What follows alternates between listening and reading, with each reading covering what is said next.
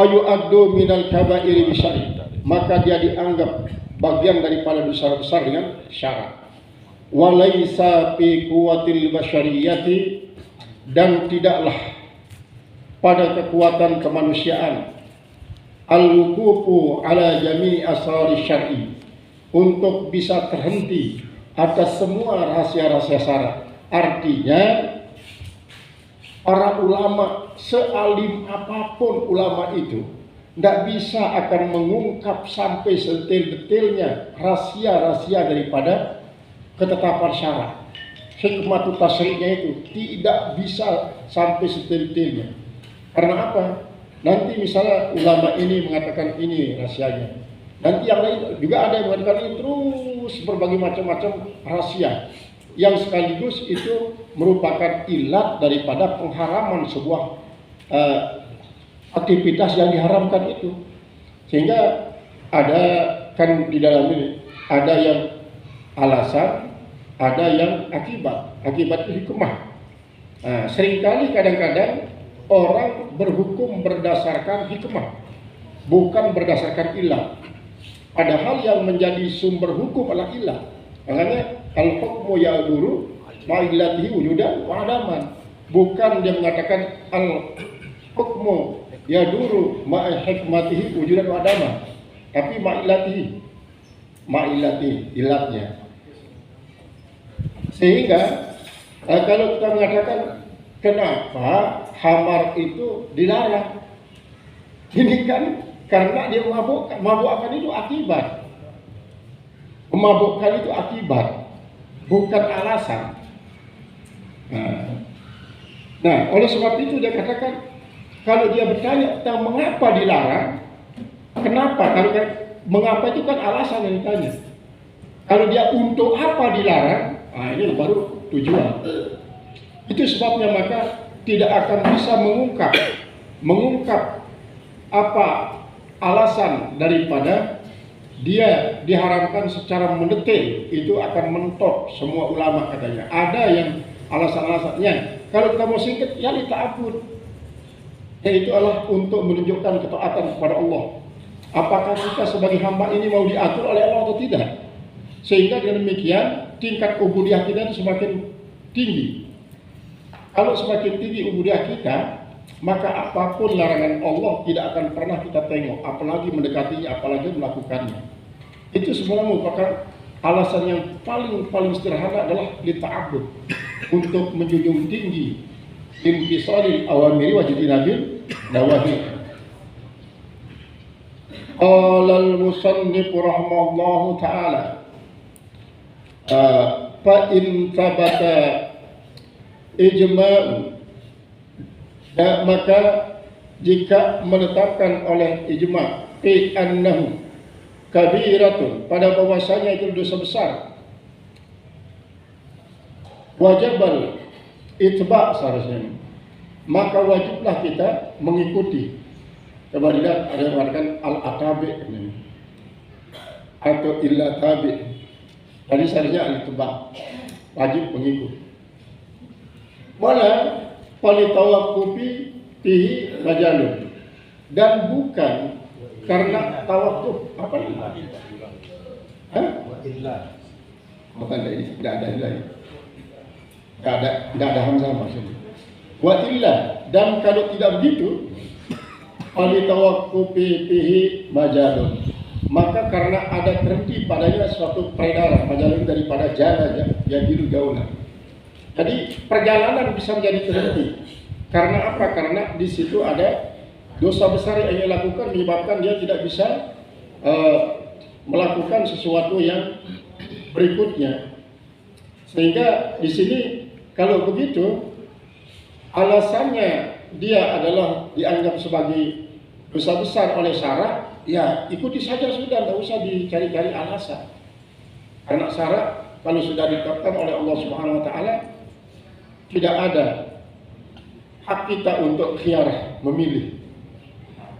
Wa ammal kazbu, dan adapun kalau menuduh orang melakukan perbuatan serong, falaisa fihi, maka tidak ada padanya illa tanawulal a'rabi, kecuali adalah mendapatkan suatu a'rab, yaitu pengingkaran. Yaitu ini kan ada orang yang melihat dari jauh.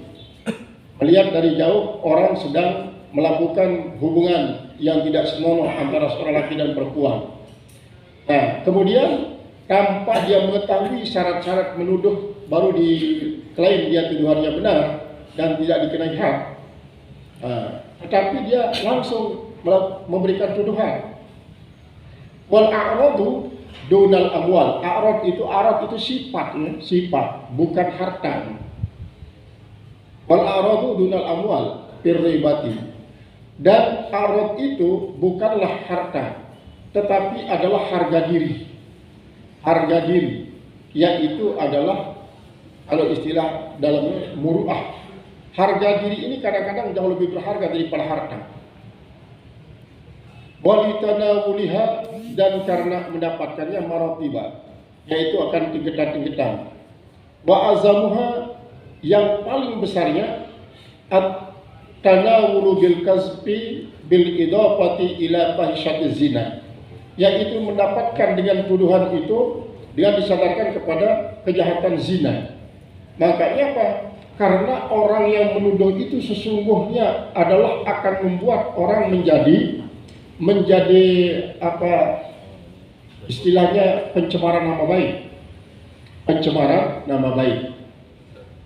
Karena ini menunjukkan bahwa nama baik itu sangat penting, mur'ah. Makanya seperti yang diterangkan pada pengajian sebelumnya, pada umumnya kan maqasidus syar'i itu 5. Pertama, hifzuddin. Kedua, hifzul mal. Ketiga, hifzul nasal. Kemudian yang keempat, hifzul akal. Kemudian yang kelima adalah hifzul apa yang kelima nih? Pertama hifzuddin, ya.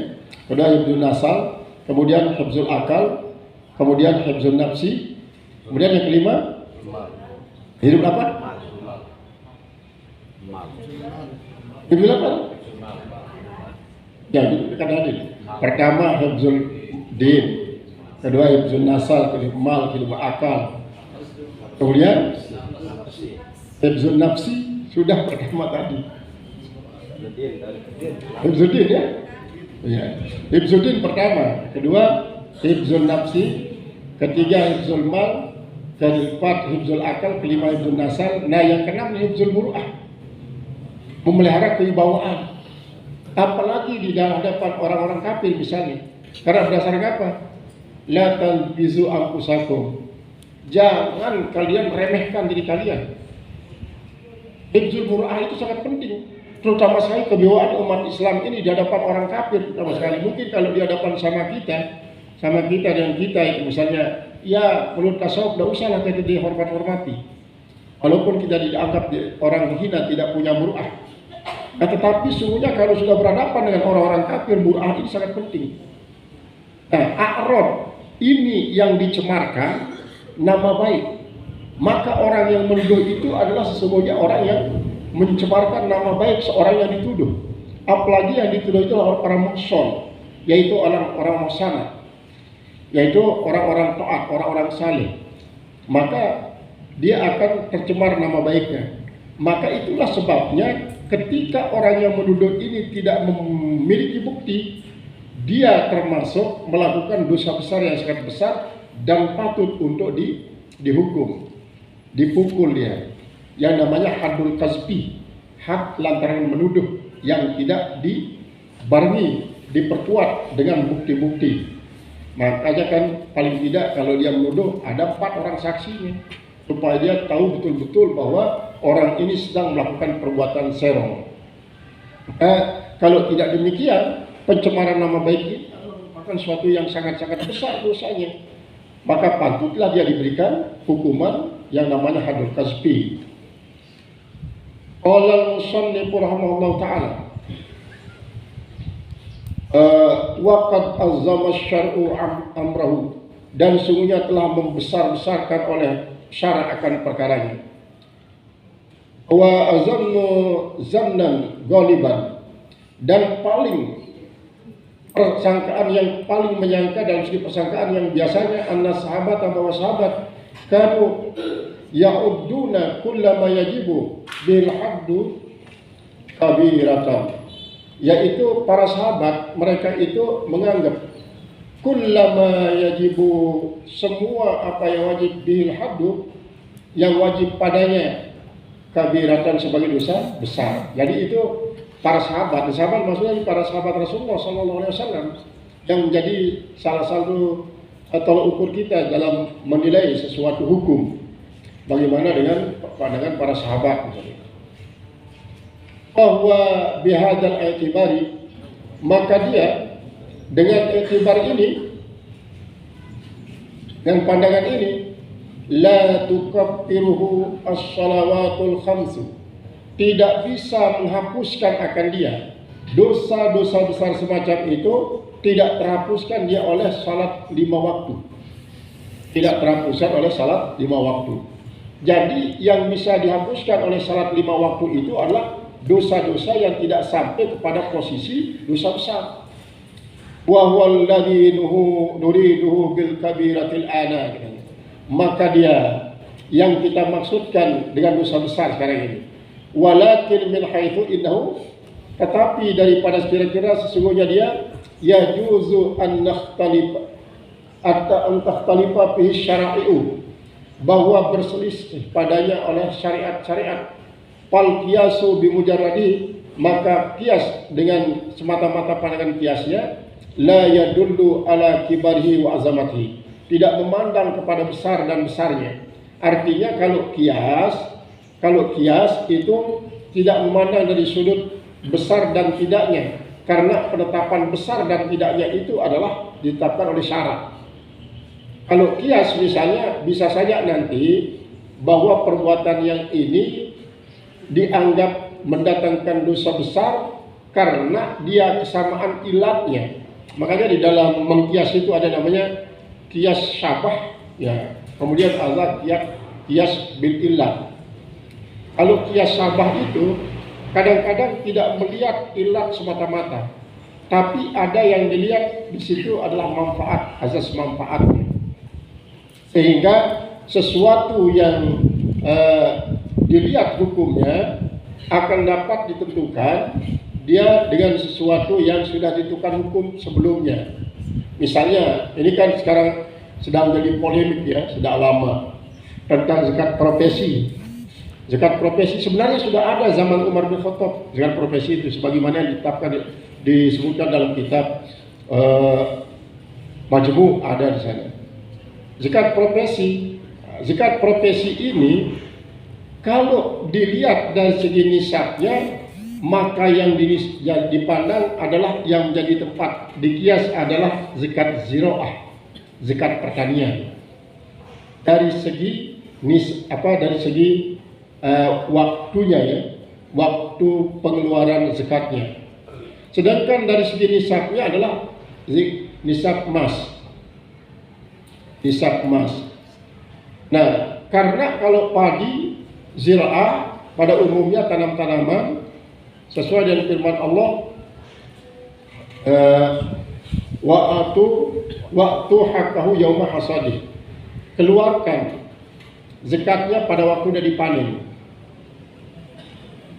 pada waktu dia dipanen. Makanya ulama-ulama Maroko itu tidak hanya mengeluarkan zakat yang tak, artinya zakat hasil pertanian yang bisa menguatkan, tetapi wa mimma akhrajna lakum minal ardi, apa saja yang saya keluarkan buat kalian dari bumi, apa saja, bukan saja makanan pokok. Tapi kalau Imam Syafi'i kan 11 banyaknya itu yang diwajibkan keluar zakatnya, makanan-makanan pokok, baik yang biji-bijian, umbi-umbian, kemudian termasuk di sini adalah buah-buahan. Nah, kemudian kalau Imam Maliki, kan kalau di Maroko itu Imam Maliki, semua yang keluar dari bumi diwajibkan keluar zakatnya, termasuk rumput, termasuk tembakau, cabai, tomat, terong, bayam, semua. Itu pokoknya wa mimma akhrajna lakum minal ardi. Karena berdasarkan firman Allah itulah secara zahir diartikan oleh ulama-ulama ma'ruf, karena ia Maliki ya. Maliki mewajibkan semuanya. Zakat fitrah. Zakat daripada hasil pertanian, zakat ziraah. Dan ini yang paling banyak sesungguhnya. Zakat ziraah. Zakat padi saja setahun di NTB ini lebih 114 miliar. Zakat padi saja. Tapi itu belum dikelola secara efektif karena masing-masing petani mengeluarkan zakat secara pribadi, tidak mengeluarkan melalui lembaga yang sudah ditetapkan. Di dalam kitab-kitab itu, Roda, termasuk kitab Majmu, itu sudah ada di sini sebenarnya ibarat. Ketika ada sebuah lembaga resmi di sebuah negara, sebuah wilayah, maka lebih afdol seorang muzaki itu mengeluarkan zakatnya melalui lembaga yang sudah resmi. Kenapa? Karena di situ ada pemerintah. Atiullah ati Rasulullah ulil amri minkum. Itu katanya. Sehingga dengan demikian ketika kita mengeluarkan secara pribadi-pribadi itu akan dapat dilihat ada ya secara zahir ada nilai riyaknya, ada dan ini terjadi kesenjangan yang sangat nyata. Tapi ketika dikumpulkan pada sebuah lembaga, nanti lembaga itu yang menyalurkan, maka siapa yang berzakat tidak kelihatan. Yang penting dia sudah mengeluarkan zakatnya sampai tidak diketahui oleh tangan kanan apa yang dikeluarkan oleh tangan kirinya. Begitu sebaliknya. Sehingga keelasannya itu akan terkoordinir. Begitu juga ketika menyampaikannya. Orang yang menerima itu tidak kentara dia sebagai orang miskin. Karena apa? Dia dilembagakan sesungguhnya, dia tidak dilihat oleh si muzaki, jadi tidak tahu kemana diarahkan itu zakatnya, sehingga tidak akan timbul ada riak sumah dan sebagainya.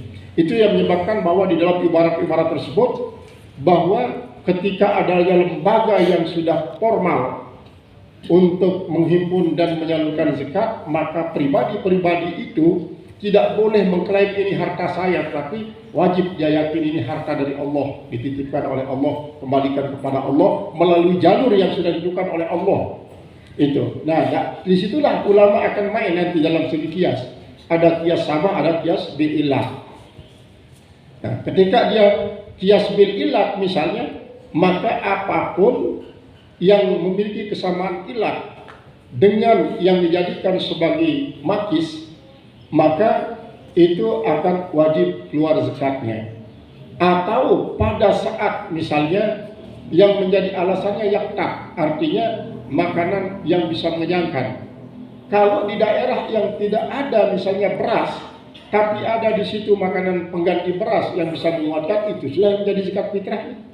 Yang makanan pokoknya sagu, ya sagu jadi zakat fitrahnya. Yang makanannya ubi jalar seperti di Papua misalnya, maka Papua itu ubi jalar jadi zakat fitrahnya. Ini adalah kias sabah dan kias ilah. Nah, dengan demikian dalam mengklaim ini dosa besar, dosa kecil itu, kita harus utamakan adalah apa yang ditetapkan oleh syarak. Jadi tentang kias nanti belakangan. Baru kalau sudah tidak ada yang syarih daripada ketetapan syarak, barulah kita kiaskan. Qala al-musannif rahimahullah ta'ala, bal kana yajuzu ayyarudda syar'u bi anna al-adla al-wahida. Orang itu hanya satu orang tapi dia adil, dipercayai kesaksiannya. Kan seharusnya 4 sebenarnya. 4. Nah ini satu orang. Maka kalau dia memang orang yang betul-betul adil, bisa dipercaya, dan orang yang disaksikannya itu juga sesuai pengakuannya dengan apa yang disaksikan, maka maksud alaih ini dikenai dia dera semata-mata dan kesaksian satu orang ini.